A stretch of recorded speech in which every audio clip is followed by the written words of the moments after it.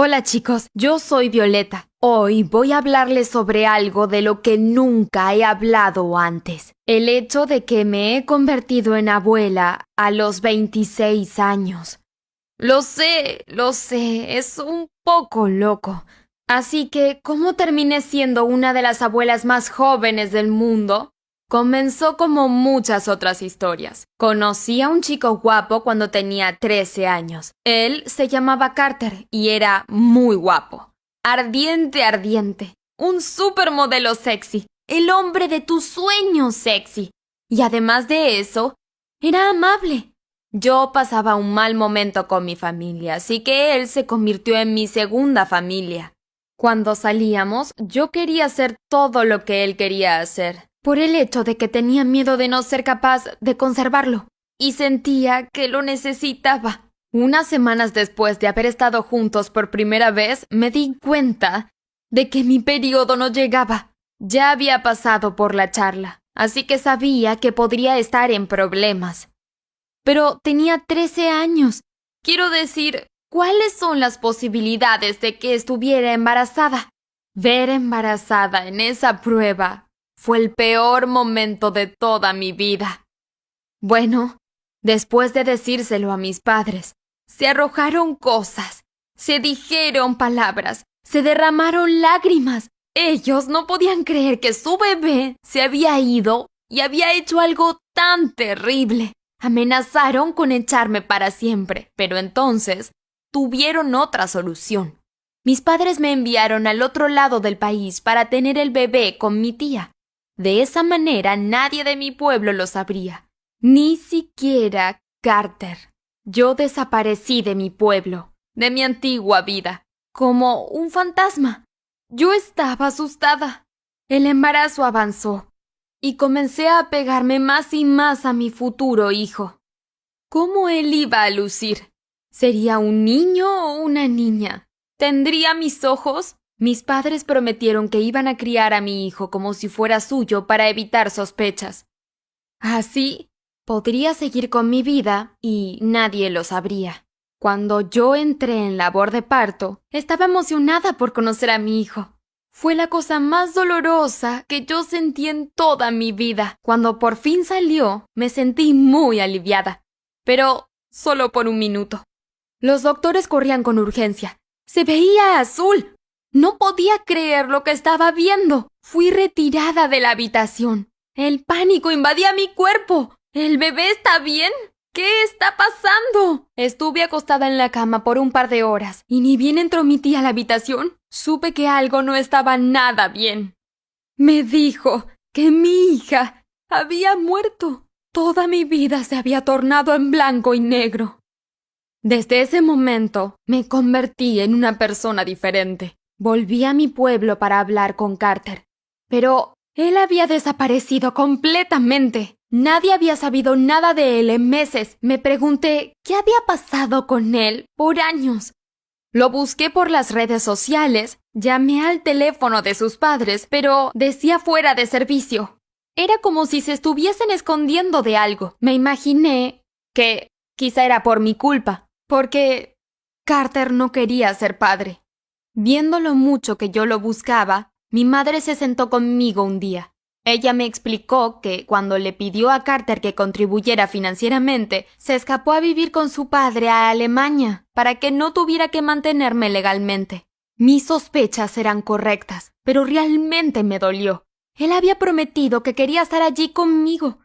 Incluso se ofreció a criar a nuestro hijo juntos, pero aparentemente esa no era su intención. Sin Carter en mi vida, empecé a jugar videojuegos todo el día y a estudiarlos en línea. Creo que me atrajeron tanto porque la idea de estar en un mundo diferente, un mundo donde cosas como esta no suceden, era muy bueno para dejarlo. Fui a una universidad fuera del estado para diseñar videojuegos y por un tiempo todo estuvo bien, excepto porque honestamente tenía mucho miedo de volver a acercarme a alguien. Un día golpearon a mi puerta. Yo tenía la cara llena de pizza recalentada y llevaba puesto mi pijama, así que casi no contesto. Pero los golpes urgentes me dijeron que no tenía otra opción. Abrí la puerta y vi a una joven, muy joven, parada allí. Debía tener unos 12 o 13 años. Cuando vio mi cara, ella empezó a llorar. A ver, estaba hecha un desastre, pero no para tanto. Allí fue cuando me dijo que no tenía otra opción. Y luego se apresuró para entrar. Literalmente no tenía ni idea de quién era esa chica. Ella estaba devastada. Empecé a preguntarme si había perdido la cabeza. Le advertí que se fuera o llamaría a la policía. Me suplicó que me detuviera y luego dijo algo que cambió mi vida para siempre. Soy Keia, tu hija. ¡Oh!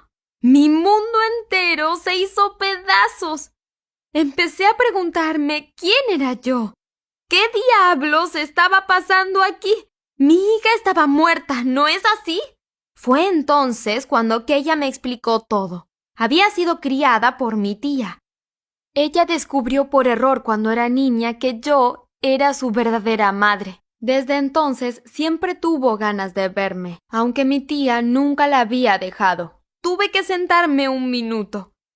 Entonces, ¿mi hija nunca murió? Todo el mundo me mintió todo este tiempo. ¿Por qué me dijeron que estaba muerta? Cuando le pregunté por qué estaba aquí, las cosas se complicaron aún más. Que ella me dijo que estaba embarazada. Y por eso mi tía la había echado. Sentí que me estaba mirando a mí en el espejo.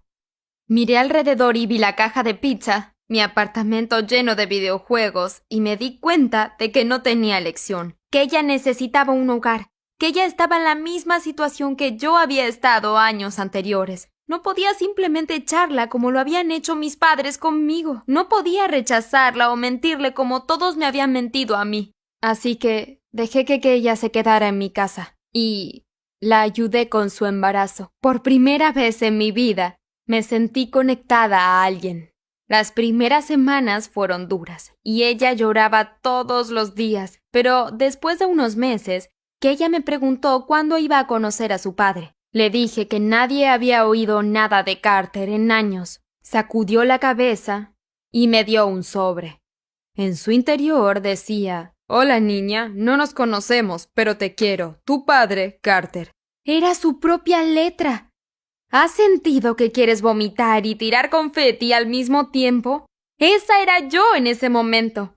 ¿Aún seguía por aquí? ¿Cuándo volvió de Alemania? ¿Por qué me había abandonado? Miré al frente del sobre. No había dirección del remitente, pero tenía el sello de la ciudad en la que vivía ahora. Di vuelta a la carta y me di cuenta de que fue escrita en un hospital local. Sabía lo que tenía que hacer. Corrí junto a Keia hasta el hospital más cercano para reunirme con él. Pregunté en el mostrador si había un Carter trabajando allí, pero todos me dijeron que no. Me sentí devastada. Me di cuenta de que tal vez solo había sido un paciente. Lo busqué por internet, pero no sirvió de nada. Eventualmente, decidí que tenía que asumir mis pérdidas. Otra vez. Tal vez no estaba destinada a estar con Carter, por muy desgarrador que fuera. Iba a pasar por otro embarazo, sola. El día que Keia entró en labor de parto, la llevé rápidamente al hospital. Estaba asustada, pero le dije que todo iba a salir bien. Si yo pude hacerlo, ella también. Cuando estaba dando a luz, el enfermero entró. Y cuando yo vi a los ojos al enfermero, mi corazón casi se sale de mi pecho. Era Carter. Reconocería esos ojos en cualquier lugar. Se le formaron lágrimas cuando se dio cuenta de que era yo. Luego le eché un vistazo y decía Andrew, su segundo nombre. Nos escabullimos al pasillo y, sin dudarlo, nos besamos. Empecé a llorar preguntando por qué me había dejado. Me dijo la verdad. Mis padres le pagaron para que se fuera de la ciudad y amenazaron con hacer de su vida una pesadilla si se quedaba. Había estado en esta ciudad viviendo como Andrew desde entonces. No podía creerlo, pero sabía que las mentiras y la confusión se habían acabado. Más tarde ese día, sostuvimos a nuestra nieta en nuestros brazos. y a nuestra hija. Ambas por primera vez. Estamos trabajando juntos para criar a nuestra nieta y a Keia al mismo tiempo. Pero finalmente siento que tengo una familia.